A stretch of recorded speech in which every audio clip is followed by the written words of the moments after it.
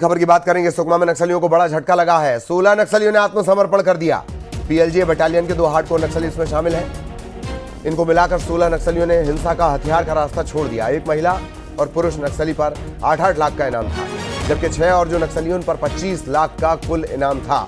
कई वारदातों के वांटेड थे ये 16 नक्सली, जिन्होंने हथियार और हिंसा का रास्ता छोड़ दिया। सहयोगी सतीश हमारे साथ जुड़े हुए हैं। सतीश, पूरी जानकारी।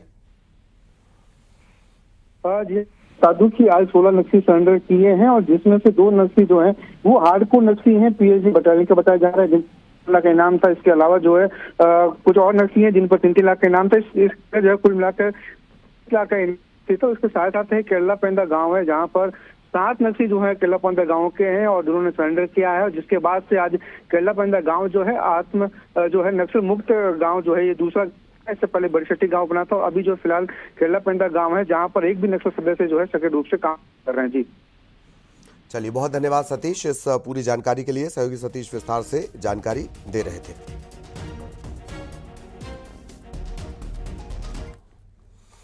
खबर खरगोन से। बकरे और भेड़ से भरा एक ट्रक पलट गया। इसमें 60 बकरों की जान चली गई और बचे बकरों को लेकर लोग भाग गए। नीमच से हैदराबाद ये ट्रक जा रहा था और तभी मेनगांव थाना क्षेत्र में बकरों और भेड़ से भरा ये ट्रक पलट गया। 60 बकरों की मौत हो गई और जो बचे हुए बकरे थे उन्हें लेकर लोग भाग गए। नीमच से हैदराबाद की तरफ ये ट्रक जा रहा था और तभी मेनगांव थाना इलाके में ये हादसा हो गया। बकरों और भेड़ से भरा ट्रक पलट गया।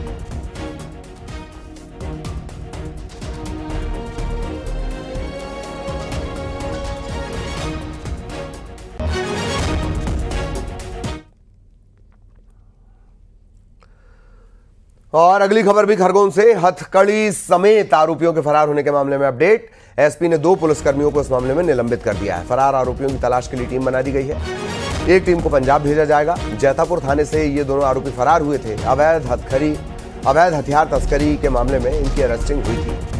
हथकड़ी समेत फरार हो गए। एसपी ने 2 पुलिस वालों को निलंबित कर दिया है, जबकि फरार आरोपियों की तलाश के लिए टीम बना दी गई है।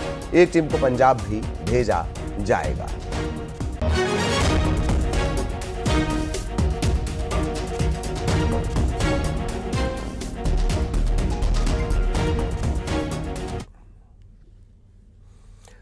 और रायपुर में आज से हरित स्वच्छता अभियान का शुभारंभ हुआ। डिप्टी सीएम अरुण साहब ने कहा कि इस अभियान की थीम है प्लास्टिक को हराएंगे। प्लास्टिक मुक्त अभियान के तहत इस कार्यक्रम का शुभारंभ हुआ है। इस मौके पर अरुण साहब ने बताया कि जल जीवन मिशन की केंद्रीय टीम छत्तीसगढ़ आएगी, क्योंकि अभियान 2024 तक के लिए था, लेकिन बजट में इसे 2028 तक बढ़ा दिया गया है।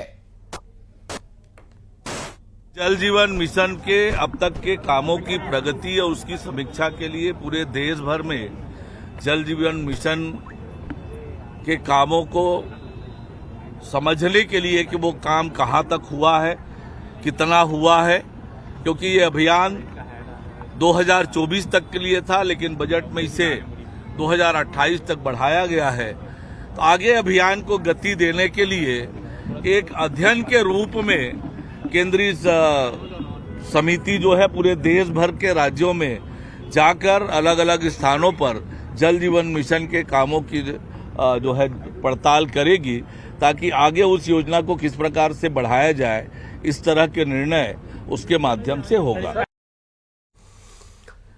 और सुकमा में नक्सलियों को फिर बड़ा झटका लगा है। 16 नक्सलियों ने आत्मसमर्पण कर दिया। पीएलजीए बटालियन के 2 हार्डकोर नक्सली इसमें शामिल हैं। कुल 16 नक्सलियों ने सरेंडर किया है। एक महिला एक पुरुष पर तो 8-8 लाख का इनाम था, जबकि 6 ऐसे नक्सली जिन पर कुल 25 लाख का रिवॉर्ड था। कई वारदातों के वांटेड थे और जो अभियान चलाए जा रहे हैं, लोन वर्राटू जैसे जो अभियान चलाए जा रहे हैं, उससे प्रभावित होकर इन्होंने हिंसा का रास्ता छोड़ दिया है।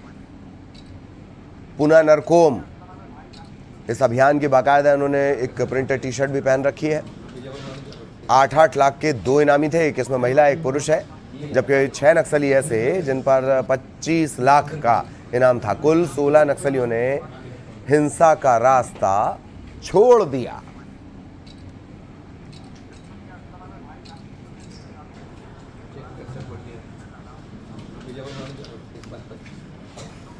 ये एक्सक्लूसिव तस्वीरें आप देख रहे हैं। 16 नक्सलियों ने हिंसा का रास्ता छोड़ा है और सरकारी जो पुनर्वास नीति है, पुनर्वास नीति के तहत जो भी आर्थिक मदद दी जाती है उसका एक सांकेतिक फोटो भी आप देख रहे हैं बड़े से चेक का। तो 16 नक्सली हैं, इनमें से 2 हार्डकोर हैं, इन पर 8-8 लाख का इनाम था, जबकि 6 ऐसे नक्सली हैं जिन पर कुल 25 लाख का इनाम था। कई वारदातों के ये वांटेड थे जिन्होंने अब हथियार और हिंसा का रास्ता छोड़ दिया है। छत्तीसगढ़ में जानवरों की तस्करी को लेकर सरकार सख्त है। वन मंत्री केदार कश्यप ने कहा कि जो इस तरीके की गतिविधियों में शामिल हैं उन पर सख्त एक्शन लिया जाएगा। बिलासपुर में भी कुछ ऐसे लोगों पर एक्शन हुआ है। केदार कश्यप ने बताया कि प्रदेश में मुख्यमंत्री दुधारू पशु प्रदाय योजना की शुरुआत हुई है। पायलट प्रोजेक्ट के तहत प्रदेश के 6 जिलों में ये योजना चलाई जाएगी। इसका मकसद प्रदेश में दूध का उत्पादन बढ़ाना है और दूध के उत्पादन के साथ साथ किसानों की आय को बढ़ाना भी है। बिलासपुर गया था तो बिलासपुर में कुछ लोगों के माध्यम से पता चला कि वहाँ कछुओं की अवैध तस्करी हो रही है। कुछ और भी ऐसे गिरोह हैं, उनको चिन्हित करके उनके ऊपर कार्रवाई करने का इस तरीके से लोगों को जागरूक किया जाएगा। जिस तरीके से गुजरात और अन्य प्रदेशों में दूध की दृष्टि से लोगों के आय में वृद्धि हुई है और आत्मनिर्भरता बढ़ी है, उसी तरीके से तर्ज पर यहाँ पर भी तैयार किया जाएगा। न केवल दूध उत्पादन में, फिशरी में और उसके अलावा जो और वनोपज की दृष्टि से, उसके दृष्टि से भी हमारी जो नए पैक्स। इधर पचमढ़ी में मोहन कैबिनेट की विशेष बैठक होनी है। बैठक के साथ विकास कार्यों की सौगात भी मिलेगी। 5 प्रोजेक्ट्स का लोकार्पण मुख्यमंत्री डॉक्टर मोहन यादव करेंगे। 12 करोड़ से ज्यादा के प्रोजेक्ट हैं, 12 करोड़ 49 लाख। ऐसे 5 नए प्रोजेक्ट हैं जिनका लोकार्पण भी किया जाएगा। 6 नए प्रोजेक्ट का भूमि पूजन भी किया जाएगा। 21 करोड़ 39 लाख के 6 ऐसे प्रोजेक्ट हैं जिनका भूमि पूजन होना है, जबकि 12 करोड़ 49 लाख के नए प्रोजेक्ट हैं इनका लोकार्पण होना है।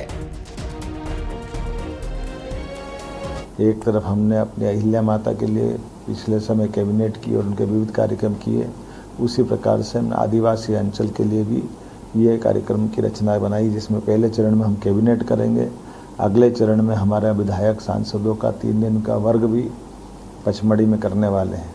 इसके पीछे भाव इतना ही है कि हमारा ये खासकर यशस्वी प्रधानमंत्री का विरासत से विकास की ओर का जो संकल्प है वो खाली बोलने के लिए नहीं, ये करके दिखाने के लिए।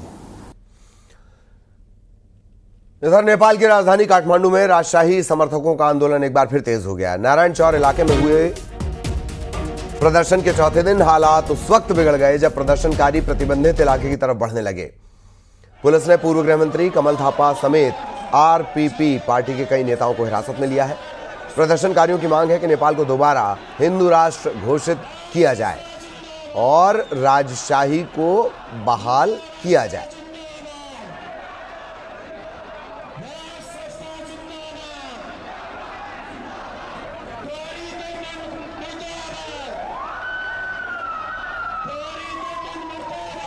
नेपाल की राजधानी है काठमांडू, जहां राजशाही के समर्थकों ने एक बार फिर आंदोलन का रास्ता पकड़ लिया। इनका आंदोलन तेज हो गया है।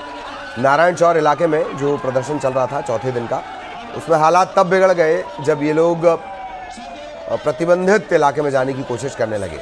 पुलिस ने पूर्व गृह मंत्री कमल थापा समेत जो आरपीपी पार्टी के कई नेता हैं उन्हें हिरासत में लिया है।